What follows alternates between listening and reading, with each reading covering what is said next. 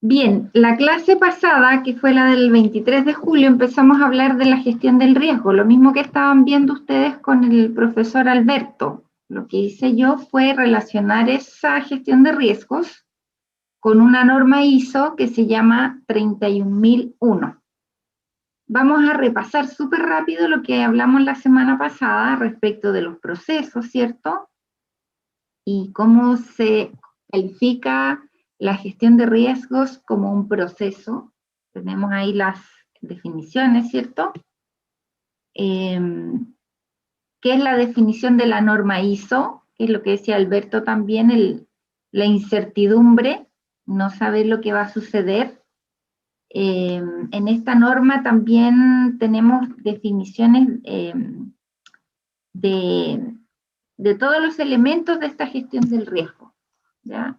Bueno, ahí la semana pasada les mostré esto mismo de la película, ¿cierto? En donde, por lo menos yo lo interpreto como una referencia a esta incertidumbre, que es parte de la vida misma. Y por otro lado, lo que estaban comentando también ahí los compañeros recién sobre los riesgos y oportunidades, y sobre el impacto de estos riesgos que podría ser positivo como negativo. Y en el fondo, si uno lo mira esto como el vaso medio lleno o medio vacío, va a tener esta percepción de la incertidumbre como un riesgo o como una oportunidad. De todas maneras, como lo quieran enfrentar, esto siempre va a tener que ver con los recursos de la empresa y va a tener que ver con la mejora continua, que era lo que también estaban conversando con el profesor. Acá tenemos nuevamente el ciclo de mejora continua, que ustedes ya lo manejan.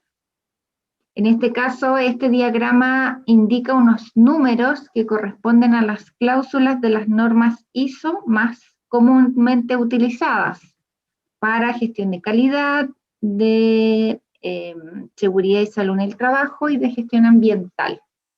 ¿Y todo esto para qué? Para obtener unos resultados que se llaman resultados esperados, para conseguir las metas de los objetivos según la estrategia que se haya propuesto la organización y para cumplir con los requisitos, ya sea requisitos legales, requisitos de las partes interesadas, requisitos internos, ¿cierto?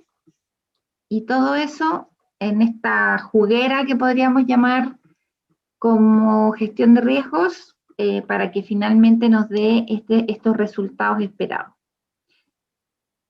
Dentro de ISO 31001, aquí habíamos visto algunos de los beneficios. Ahora, esto va a depender de cómo la organización aborde esto de la gestión basada en riesgo. Hay empresas que la verdad es que lo hacen de manera intuitiva y otros que lo planifican. Va a depender mucho del tipo de liderazgo y, como decía yo, de los recursos, ¿ya? Si una empresa, por ejemplo, es una empresa familiar, pequeña, a lo mejor no va a invertir tantos recursos en un proceso formal de gestión de riesgos, pero sí lo va a tener incorporado de manera intuitiva en las actividades que desarrollen los dueños de esta empresa familiar. Por eso cada organización lo va a manejar de una manera independiente. Y en general, las que tienen un sistema de gestión implementado van a utilizar esta estructura como base, ¿ya? Habíamos visto la definición formal de sistema de gestión, basado siempre en políticas y objetivos, y también habíamos visto esto, la gestión basada en riesgos, independiente de si la organización tiene o no un sistema de gestión. Aquí lo principal es tener en cuenta las obligaciones de cumplimiento y la participación de los trabajadores. En obligaciones de cumplimiento hablábamos de los requisitos legales nuevamente, de los requisitos de las partes interesadas, algún acuerdo voluntario al que se suscriba la organización, no sé, planes de ayuda a la comunidad, planes de beneficios para los trabajadores, lo que la organización establezca como voluntario. También habíamos revisado varias definiciones. Yo no sé si pudieron ustedes acceder a la presentación que está en la plataforma. Si alguien puede confirmar eso, por favor. Para que pasemos lo de las definiciones de forma rápida. ¿Pudieron acceder a esta presentación?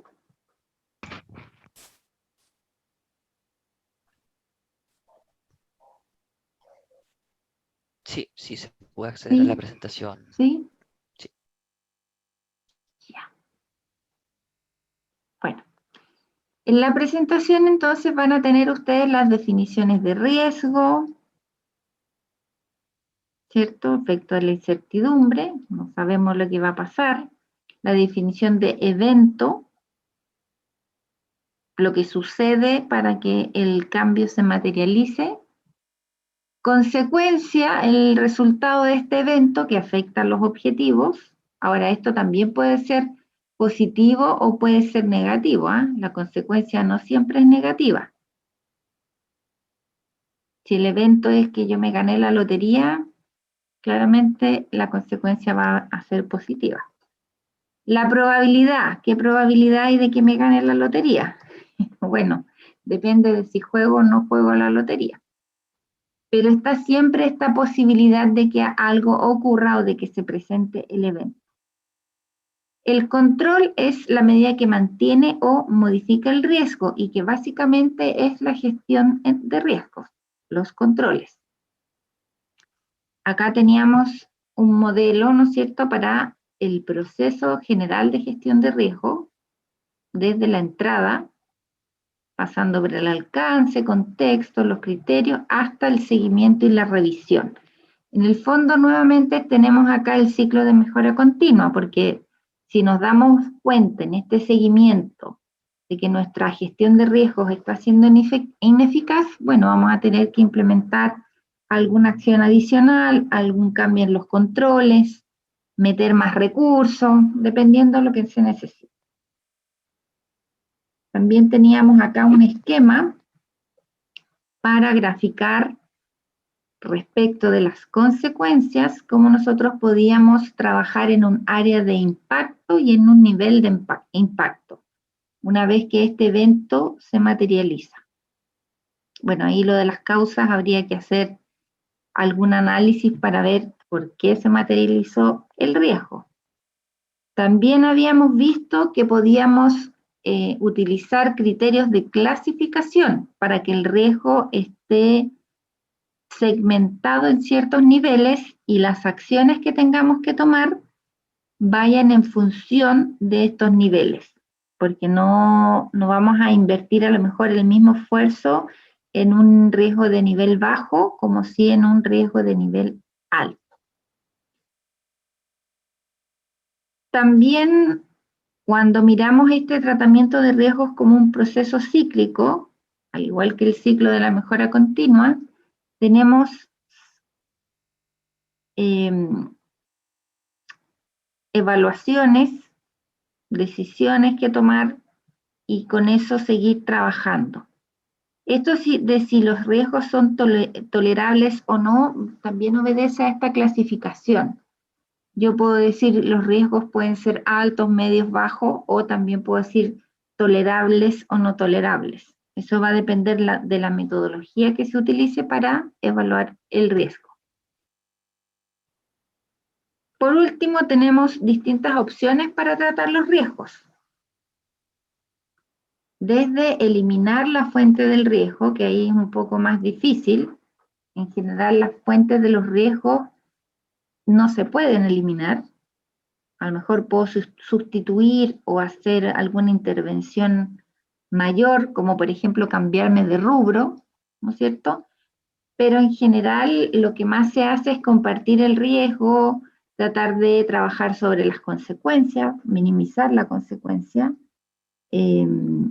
tratar de cambiar el riesgo hacia una oportunidad, en vez de ver el vaso medio vacío, verlo medio lleno, modificar también la probabilidad Cuando dice modificar es bajar, ¿ah? Bajar, mitigar, para que este riesgo en el fondo cause el menor impacto negativo posible.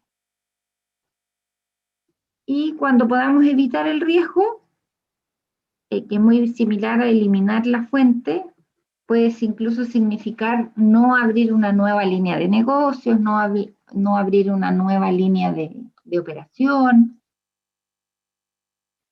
etc. Habíamos dejado también en la presentación algunos ejemplos de fuentes de riesgo externos a la organización. Entonces, lo que íbamos a hacer hoy día en este taller práctico era que nosotros íbamos a levantar una lista de posibles riesgos a evaluar en un hospital. ¿Por qué un hospital? Porque un hospital también es una organización. Puede que no se mire como una empresa, pero en la formalidad también es una organización, como lo puede ser una minera, una fábrica, una escuela, una empresa de servicio, una empresa de transportes. Bien, entonces lo que yo les voy a pedir ahora es que cada uno pueda ir compartiendo con sus propias palabras qué sería un riesgo impredecible para un hospital. Acuérdense que estamos hablando de elementos externos. ¿Sí? Vamos a ir escribiendo acá. Que no me resulta esto. Ahí sí. Sí, alguien dijo pandemia. Sí. ¿Cierto? Sí. Un desastre natural. Exacto. Un desastre natural. Entonces. Un atentado. Súper extremo, pero. No, está bien. Crisis sanitaria. ¿Qué fue lo que dijo un compañero antes que no alcancé a escribir? Desastre natural. Eso. Sanitaria, escribí mal. Desastre natural. ¿Puede ser también una paralización de funcionarios o no? Un paro, claro, un paro. Atentado. No sé si ustedes supieron. Estas crisis como el 18 de octubre, sí, como estallidos sociales o revueltas. Pongámosle inestabilidad política. Falta de insumos. ¿Podría ser impredecible? Depende de cómo se esté gestionando el presupuesto de este hospital. Fíjense que ahora hemos estado enfrentados a una baja en el stock de vacunas, ¿cierto? De COVID. No sé si les ha tocado, a alguien le tocaba la segunda dosis, o la primera si son muy jóvenes. ¿A alguien le tocó esta semana vacunarse por COVID o no? A mi hijo le tocaba, ya. Pero no pudo porque no había stock. No había. Entonces, uno puede decir que eso es impredecible, pero en el fondo... ¿Podría estar las dos? Sí, bueno, podría ser las dos. Entonces podríamos poner aquí error en la gestión de insumos. Y también podríamos ponerlo en los predecibles, porque en el impredecible yo lo asociaría más a un error, y en los predecibles yo podría decir problemas de abastecimiento. Porque por la misma pandemia, en cierto momento, tuvimos problemas de abastecimiento de insumos médicos, incluso de guantes quirúrgicos. Pero, profe, dígame. usted lo que está diciendo, y no que los efectos impredecibles eran de algo externo, y si hay un error sería como algo interno. Sí. Tiene toda la razón. Tiene toda la razón del mundo. Entonces aquí... Yo lo entiendo como algo que no podamos saber que pueda pasar. Sí. Entonces podría ser como, igual podría acabarse el mundo así, no sé, un ejemplo muy extremo. Pero eso. Ahí sí, quiebre de stock de los proveedores. Claro, eso como sería como del gobierno que no trajo más vacunas, por ejemplo. Claro. Claro. O que el proveedor finalmente no tenga capacidad de entrega. Acuérdense también lo que pasó con este barco que quedó atascado ahí en el canal de Suez. Eso es. ¿Se acuerdan? Entonces, eso también generó un colapso en ciertos rubros industriales, en materias primas, qué sé yo, porque los barcos no podían llegar hasta esta zona del mundo, además que nosotros estamos, si bien es cierto, uno puede decir, ya, estamos lejos, depende de dónde yo esté parado, pues. A otra persona, no sé, pues Europa puede ser lejos, pero en general sí, es complicado llegar hasta a estas latitudes. Una consulta, y por ejemplo, un corte de energía eléctrica, si bien es cierto, es Sí. impredecible, pero uno sabe que tarde o temprano igual va a ocurrir, así que ¿cómo se Pero catalogaría eso como los impredecible o predecible? Pero los hospitales tienen generadores de emergencia. Ahí sería falla de los generadores de emergencia cuando hay una falla de luz. Sí, lo que podría ser Pero es el punto es que ellos están preparados, entonces por eso es predecible, porque ellos hicieron su evaluación de riesgo y consideraron que ese era un riesgo crítico, pero lo predijeron. Entonces, Claro. en base a eso, tomaron las acciones correspondientes. Claro, pero ese plan de emergencia o ese plan de continuidad operacional también puede fallar. Y de hecho me ha tocado ver empresas donde fallan, porque no se hacen pruebas preventivas. Los mismos grupos de electrógenos que ustedes mencionan tienen que probarse periódicamente. Tiene que hacerse inspección a los estanques de combustible, eso está en un decreto, en el 160, que regula cómo nosotros debemos hacer las inspecciones periódicas, estudios de hermeticidad y un montón de otras cosas. Y si la organización no invierte en eso, no asegura que estos planes de emergencia, de continuidad, les sirvan para responder ante una situación de emergencia.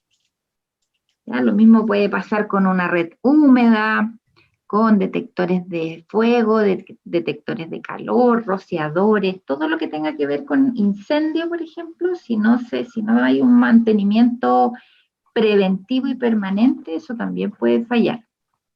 Ahora, ¿por qué se le dice predecible? Porque yo puedo imaginarme que eso puede fallar.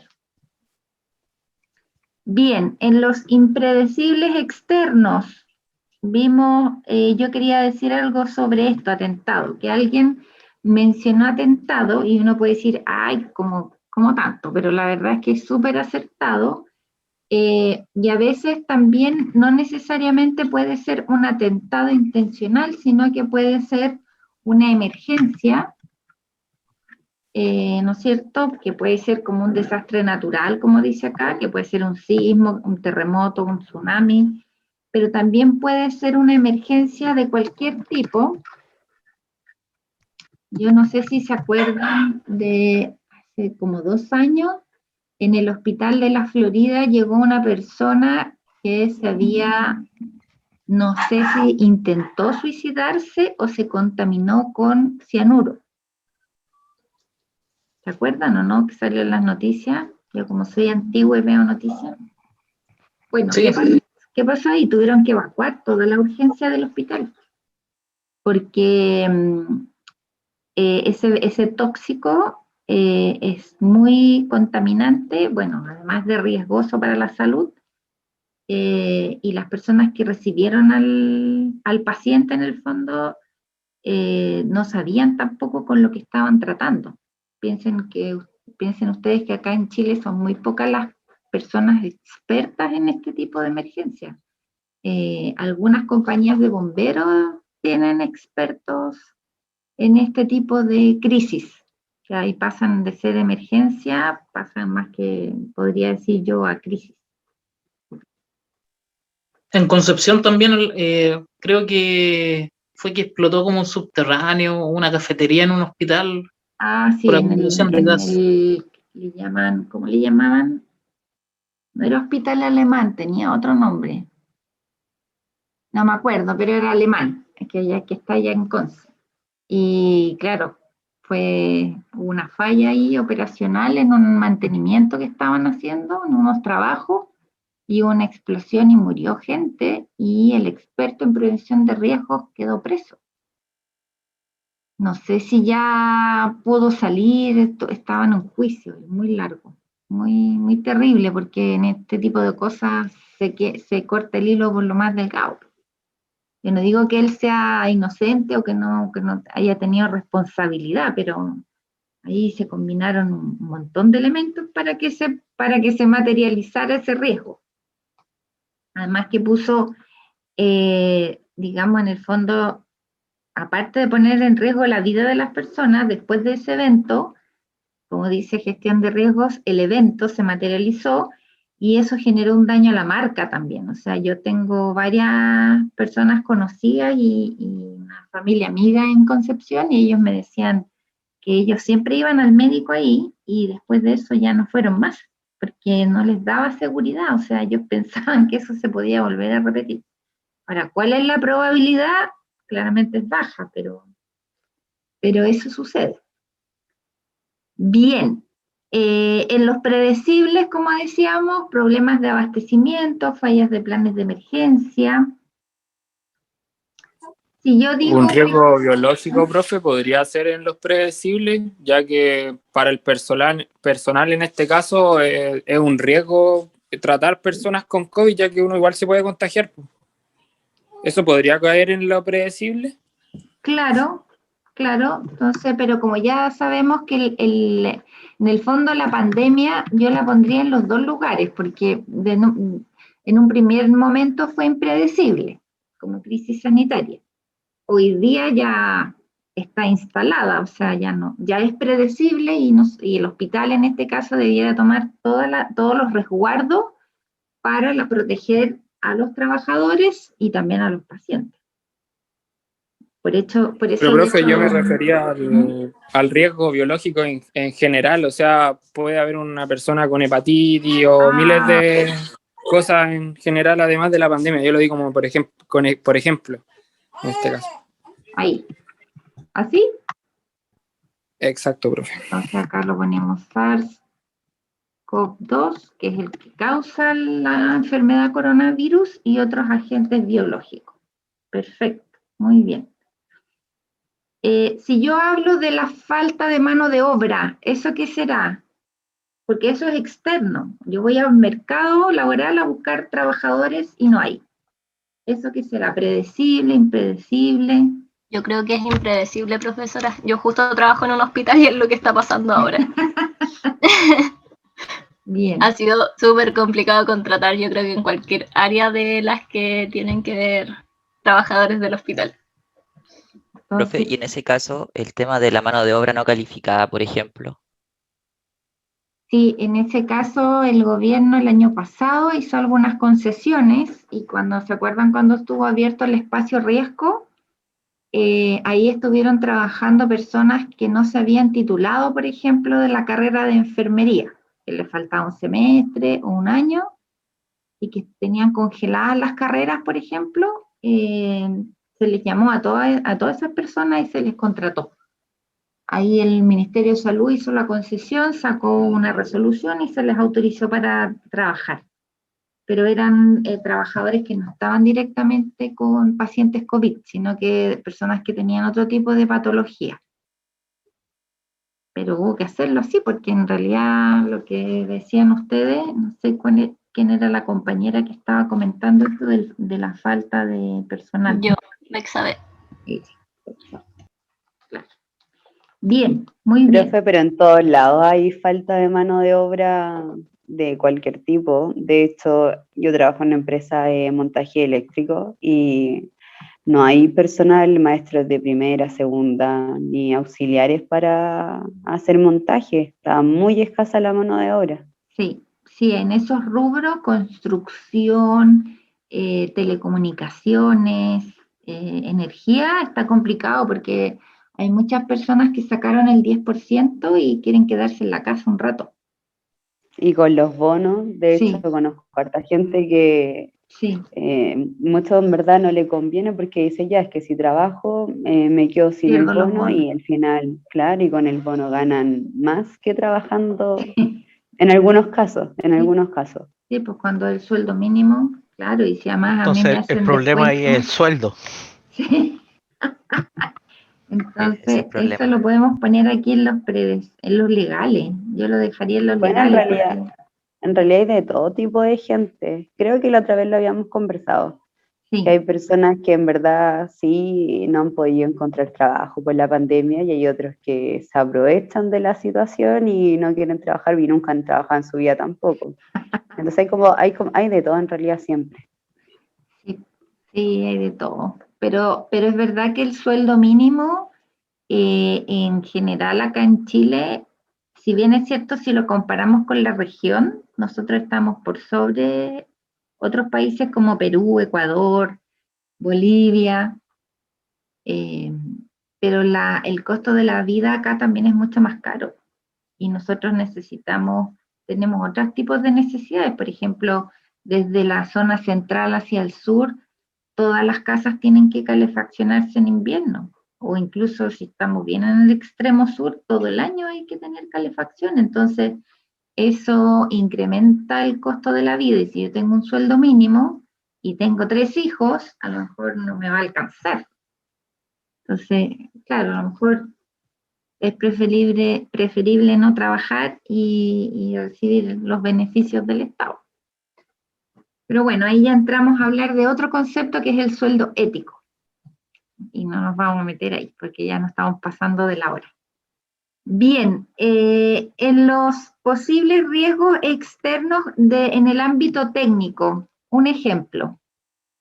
¿Qué podría ser? Imagínense que estamos hablando de un hospital. Que yo me imaginaba en técnico la parte de mantención, pero usted lo puso en predecible, entonces ahí quedo con la duda. Porque, por ejemplo, si se me echa a perder la máquina, o no sé, pues el respirador, o qué sé yo, lo que necesite de mantención es preventiva. Sí, puede ser un riesgo, claro, técnico, puede ser técnico predecible o técnico impredecible también, ¿ya? Bien, predecible o impredecible. Camilo parece que quería decir algo, ¿no?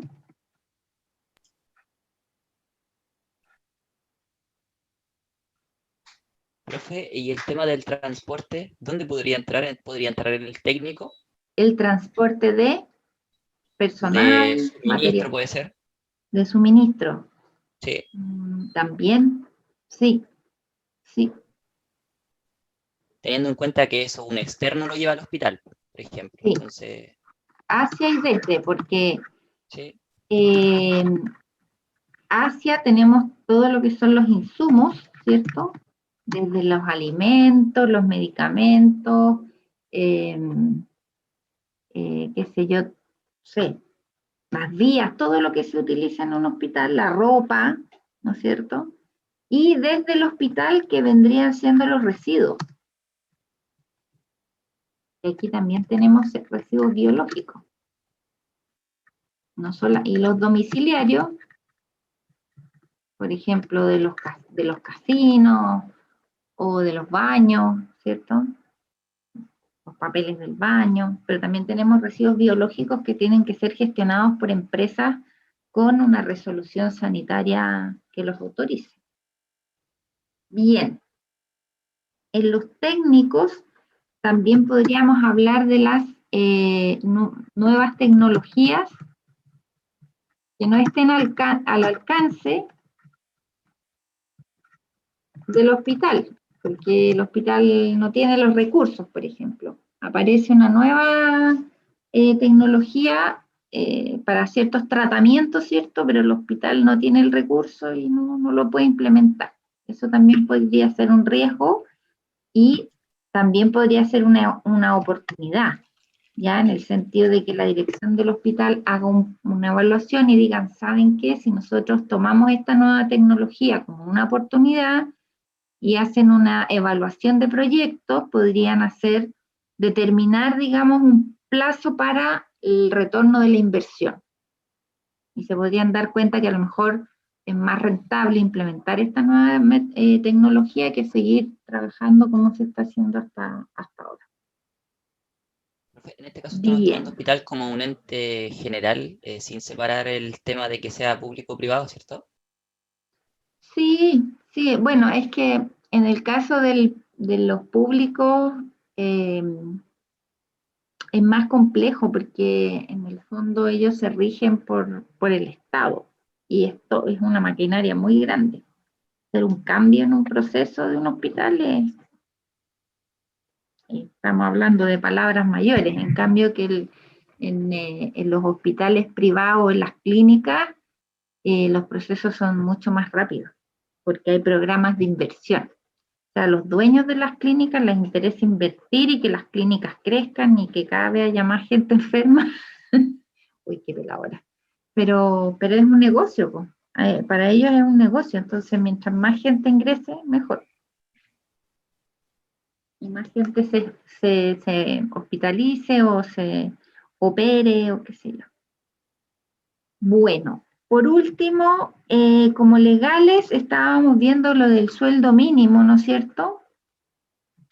Y en el caso de la pandemia, como riesgo, nosotros acá tenemos también que considerar las restricciones de movimiento, ejemplo, cuarentena, toque de queda. Eso se va modificando a medida que van las autoridades estableciendo el paso a paso, ¿cierto? Y hoy día también considerando el nivel de vacunación. Por ejemplo, en la quinta región el toque de queda es a las 12 de la noche, pero en la región metropolitana sigue siendo a las 10 de la noche. ¿Ya? Entonces, estas restricciones de movimiento también se combinan con lo que hablábamos antes de la falta de personal.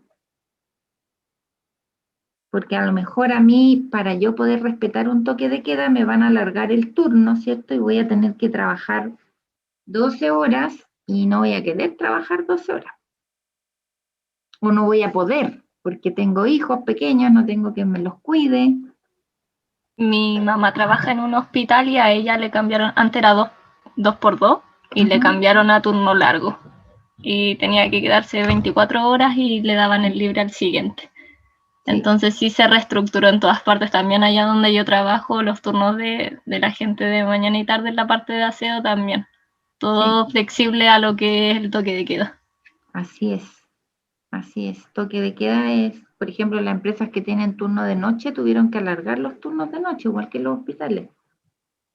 Para que profesora, ¿habría alguna duda, no sé, pensando en que no hay tanto personal y se requiere, sigan extendiendo, igual ahí hay como un tope legal, ¿o no? No, porque estamos en crisis, estamos en estado de emergencia. Así está declarado hoy día por el gobierno. Entonces, una persona, ¿cuánto es lo máximo que podría trabajar a la semana? ¿O da lo mismo, como que no ven eso? Es que en el Le área de pregunto salud, porque no lo sé. el área de salud es súper difícil el tema del horario porque si uno lo calcula por el tema de los turnos, siempre trabaja más de 45 horas a la semana. Eso es fijo. A mi hermana le pasa que es enfermera y es un tema que es súper complicado y siempre ha sido como la tónica del área de la salud. Pero más allá Claro, no sabría responder más la pregunta. ¿Y cuánto es lo máximo que haya trabajado? ¿Te han sacado la cuenta alguna vez? Por ejemplo, ella trabaja 2x2, pero hace part-time. Entonces, el part-time es de parte de ella totalmente. Pero si uno lo saca 2x2, serían 48 horas y son 7 días. Son 48, 48. Y ahí se fue la semana. Serían 8, 16, 96 horas. ¿Cómo ella trabaja toda la semana? 2x2, pues. 2 días trabaja, 2 días descansa. Ya, pues son 24, 48, después 48 de descanso. Y 48 después 48 de nuevo. Claro, 96 horas a la semana. Lo que sí se tiene que garantizar es que haya a lo menos un domingo libre en el mes. Eso sí. Ahí una persona no podría trabajar. Dígame. Pero son 2 domingos al mes legales. No sé si funciona diferente en la parte pública, sí. Pero legalmente por código de trabajo son 2 domingos al mes. Es uno al mes. 2. No, profe, yo había escuchado Son también 2. que es Lo un voy a, libre a la lo voy semana a y 2 al confirmar. mes. Lo voy a confirmar. Puede que yo esté perdida. Es probable que ustedes tengan la razón. Pero para la próxima clase lo voy a revisar. Profe, viendo Dígame. de la modificación de horario por temas de contingencia en este caso, de como de estado de catástrofe, no sé, estado de emergencia, se aplican para los rubros que son esenciales, ¿por cierto? ¿O se puede aplicar para cualquier rubro? A ver, es que hay dos temas. Por ejemplo, el 24 de junio, o sea, hace un mes recién, se aprobó extender la vigencia del estado de excepción constitucional de catástrofe.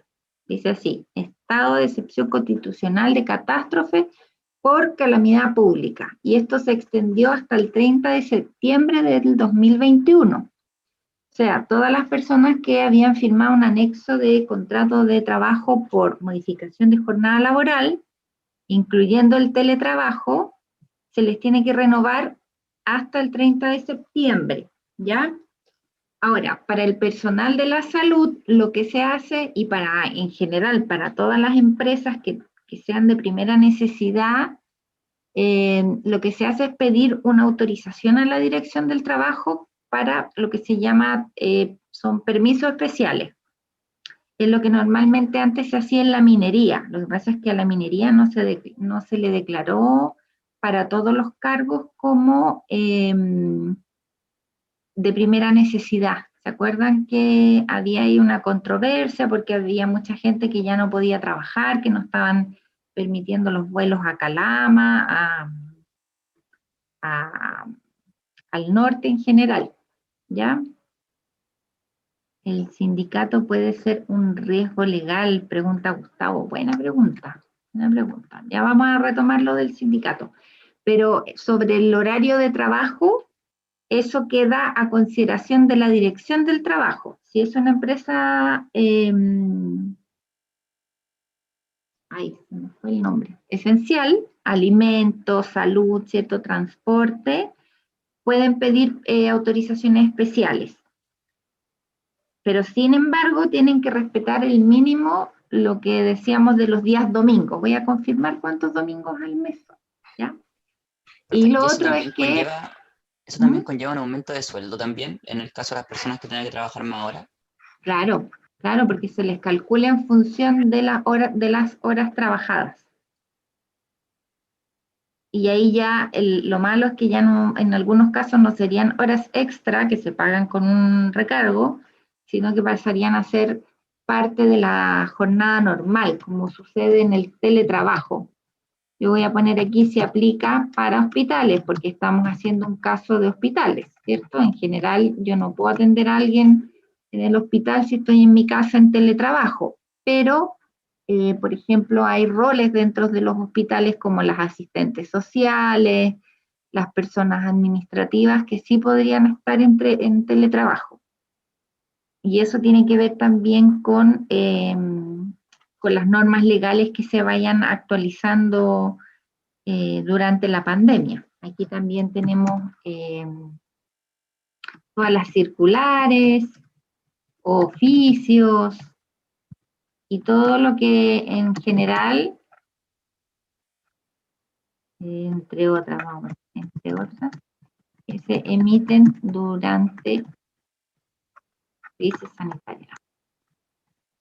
Ya, me pasé demasiado la hora, pero es que estaba buena la conversa. En general, este es un levantamiento de riesgos externos, ¿se fijan?